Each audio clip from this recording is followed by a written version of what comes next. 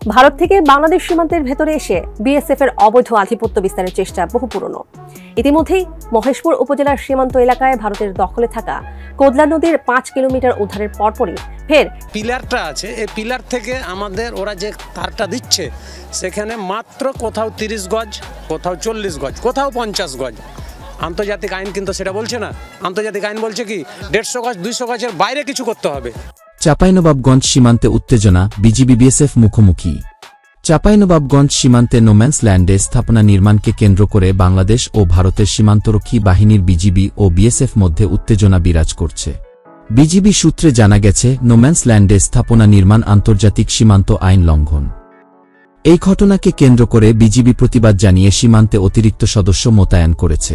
একই সঙ্গে বিএসএফও তাদের সদস্য সংখ্যা বাড়িয়েছে। বর্ডার গার্ড বাংলাদেশ বিজিবি জানিয়েছে, নোম্যান্স ল্যান্ড আন্তর্জাতিক সীমান্ত এলাকার নিরপেক্ষ জায়গা হিসেবে স্বীকৃত। এখানে স্থাপনা নির্মাণের ঘটনা দ্বিপাক্ষিক চুক্তির লঙ্ঘন।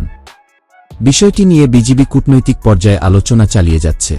অন্যদিকে বিএসএফের পক্ষ থেকে দাবি করা হয়েছে, স্থাপনা নির্মাণের কাজ তাদের নিজস্ব সীমান্তের ভেতরে হচ্ছে।